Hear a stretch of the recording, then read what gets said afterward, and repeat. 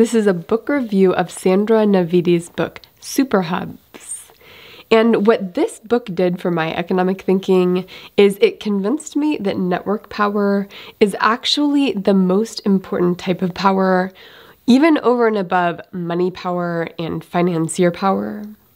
And the reason for that basically is because network power is actually all of the types of power combined.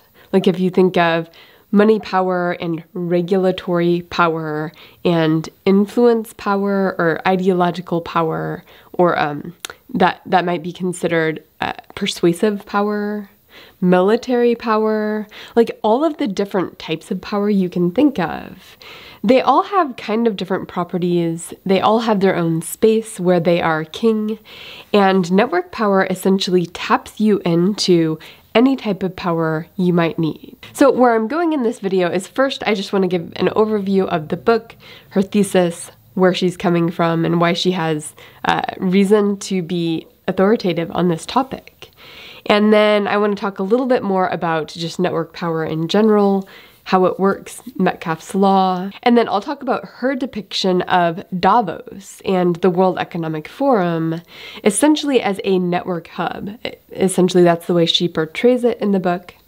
Then I'd like to relate this to a podcast on China that I thought really opened my eyes. And the podcast goes along with the book, but I actually thought the podcast got at some of these network issues a little bit more closely than the book did. And then I want to talk about sort of one of my critiques of the book, which is that she's really spending time, like wasting the audience's time, portraying some of these people in the way they would like to be portrayed very much. And I want to talk about that phenomenon and how if you're going to network yourself in, you kind of have to think about people in this way that's a little bit false and that's sort of the way they want to be thought about. Because I think that's an important principle if we want to understand the economy and network power. So first, she is someone who is very much networked in with the most powerful financiers, especially in the economy, but also their social circles, which includes, government officials and basically lots of really powerful people. And she attends Davos, this important World Economic Forum conference. She knows these people personally. She organizes parties for them. She is an economist in and of her own right and has worked inside these huge financial institutions. She's a thinker, so she's really well positioned to see what's going on. And her thesis is basically to describe how network power works and the importance of emotional intelligence, the importance of trust and personalized connection. And then she wants to talk about some of the negative side effects this might have relating to inequality. She explains why women and certain ethnic groups and whatnot might not have as much access to this kind of power than other groups. That's her vantage point.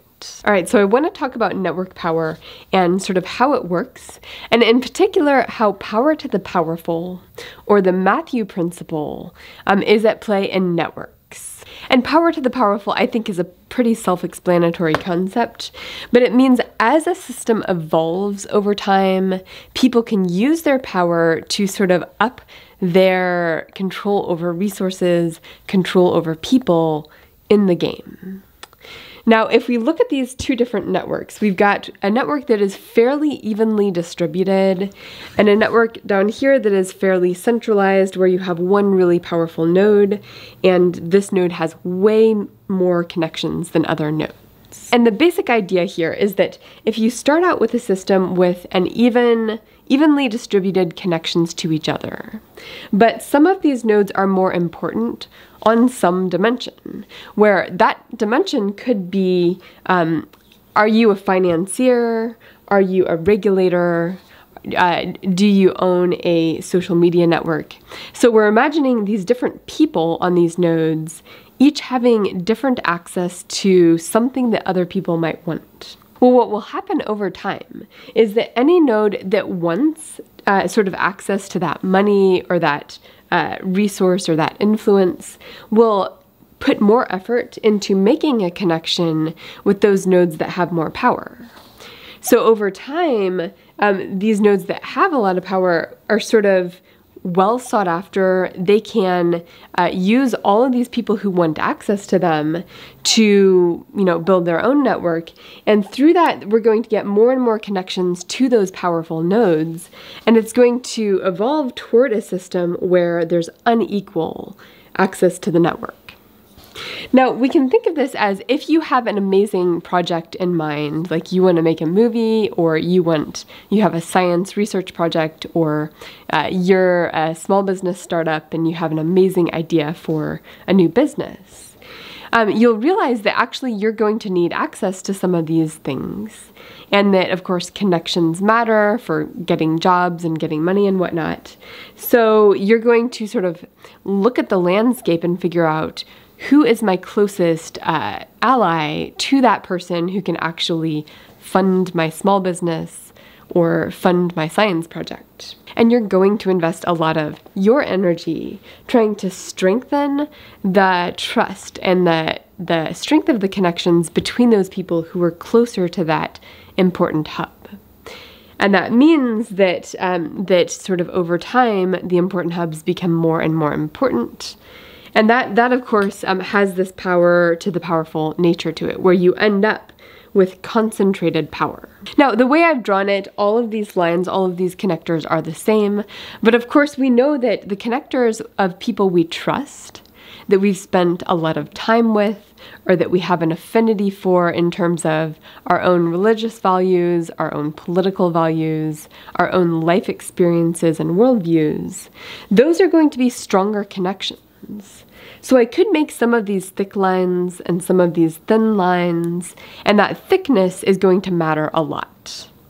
And of course, that's one of her key points in her book, is that these people will respond to a call or a request from somebody that they feel an affinity with. And somebody who has emotional intelligence and social intelligence, they can actually build up that trust with people by finding the points of commonality, by having conversations that will put that person at ease, such that when, 2 years down the road you call them up for a favor, they remember you and trust you and are willing to act on that favor because they sort of perceive you as being in their in-group to some degree. And Metcalfe's law is the name of the power to the powerful principle when we're talking about networks. Okay, so what is her view on Davos? And she describes Davos as this place that's not particularly fancy in terms of the resorts. Like, it's not everybody on these beautiful red carpets with lots of space for themselves and chandeliers. Rather, it's just a place that forces everybody together.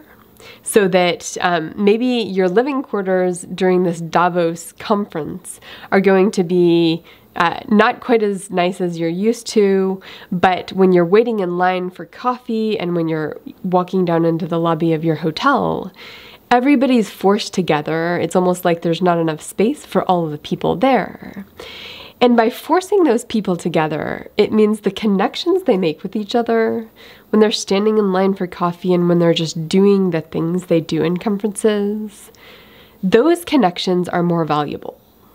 And of course, it's not just the setting. It's not just throwing everybody together where they have to wait in line and such. It's also the fact that the person standing next to you in the line likely has some type of power in their own community, in their own right. And it may be a different type of power than you're normally interacting with. Like maybe they have military power or, power over digital platforms, and you're more in a financier power space. So you kind of connect with them and you're like, oh, I have the social intelligence to figure out, oh yeah, we both like to row crew in college, or we both did something that we can connect with and build trust with each other. And that fact that you're building trust across these different realms of influence in society, that's the thing that makes Davos so valuable. And her argument basically is that Davos is not sort of a unified group of people who are all coming up with some plan together, but rather it's people who are networking with each other, who are strengthening these connections or building new connections, and that they're, of course, very good at this game of networking, where they kind of are good at figuring out, what does this person want? What are their fears? What are their insecurities? How can I make sure that I don't fall on the wrong side of triggering insecurities? How do I make them feel safe with me and, trusting, so that my hopes and dreams of my wonderful, amazing creative projects can be realized to a stronger degree by this connection with this person that I happen to stand in line with in Davos. Now, she explains the way women and people from certain minority ethnic backgrounds have difficulty getting into these circles is because a lot of times when you're standing next to someone and you know that building trust depends on finding that point of connection, that point of affinity. A lot of times men have more realms that are likely to be a match when they're trying to make that trust connection. And that could be shared experiences in, Altmann soccer clubs or shared life experiences, things like that. And if you aren't kind of attuned to the kinds of things that will make somebody in these circles feel trust and feel a liking toward you, then it's going to be harder for you to make real connections in this setting. Now, I'd like to talk here about a podcast, which I will link to below, that talked about the way things work in China. And what really surprised me about this is that a lot of the people who are elites in China, this is like people with power, business owners, and members of the CCP and all of that, they spend a lot of their time at these dinners, to the point where they have like 3 dinners a night. Like there's a first dinner, there's a second dinner, there's a third dinner late in the evening, and you're drinking alcohol and eating fancy food at all of these dinners. And the person on the podcast who was part of this social scene among the elites in China said, actually, you get kind of tired of drinking that much alcohol and all of these dinners, like 3 major dinners between, say, 4 p.m. and 11 p.m. That's crazy. Who would do that? And he was saying you might do it 5 days a week or whatnot. So the reason was because trust mattered so much in that context that how do you actually build trust with people?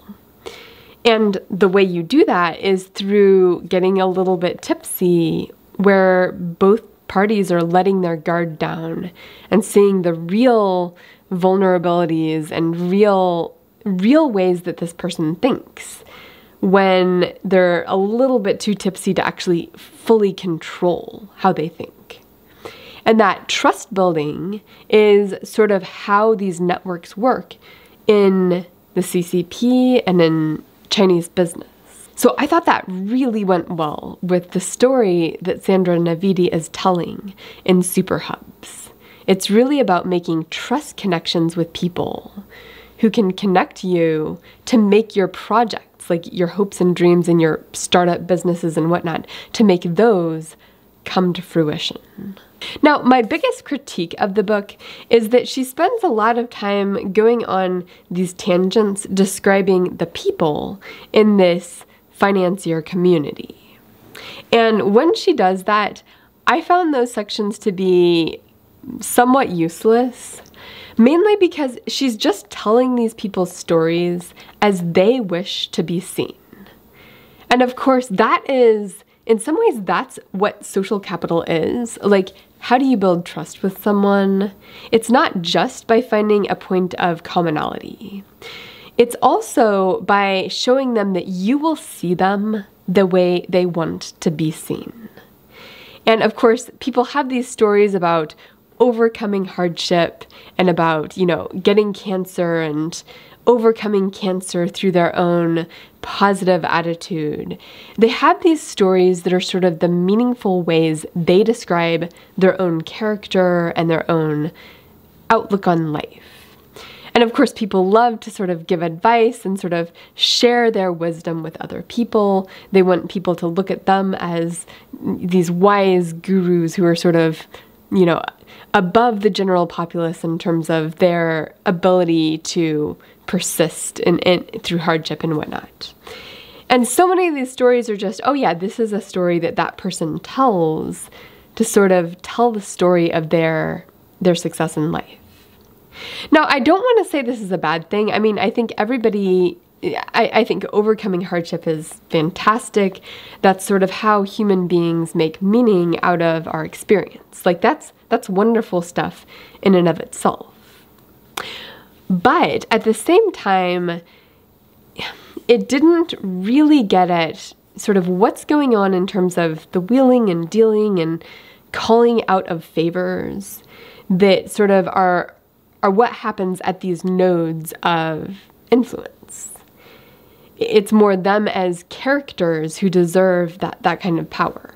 And I've been thinking about, like, what are the cognitive biases that are different in circles of power compared to people who are sort of regular middle-class people.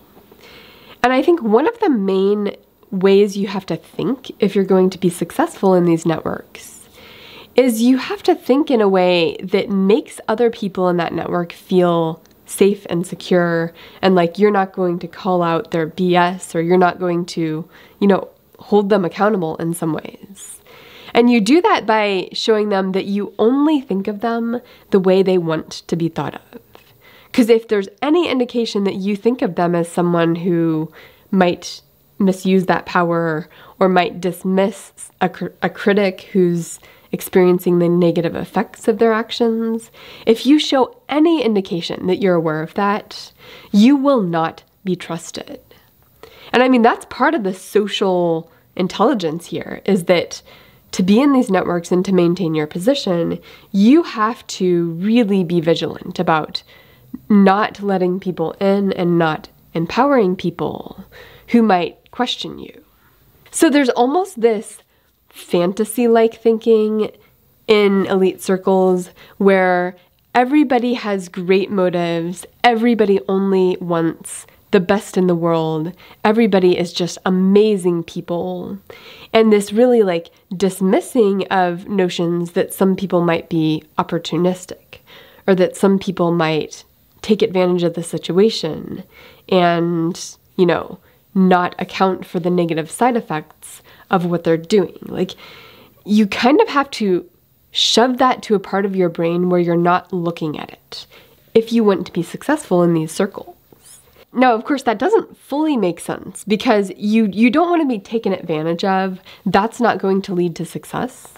So there's this balance between being subtly aware of where you may be taken advantage of, or subtly aware of someone's motives, even if they're a little bit nefarious motives.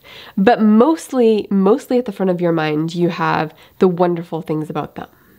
And that's almost the right balance if you're going to be in these relationships, is aware at a very subconscious level of the things you need to protect yourself from, but mostly having at the forefront of your mind the way powerful people want to be seen. And I think that cognitive bias is actually a really, really important part of the economy. And if we want people to be able to fix the problems with the system, then we are going to need people who are not so embedded in those communities that they've had to suppress the part of their brain that understands that people are opportunistic and people do take advantage. So how should this book change the way we think about economies?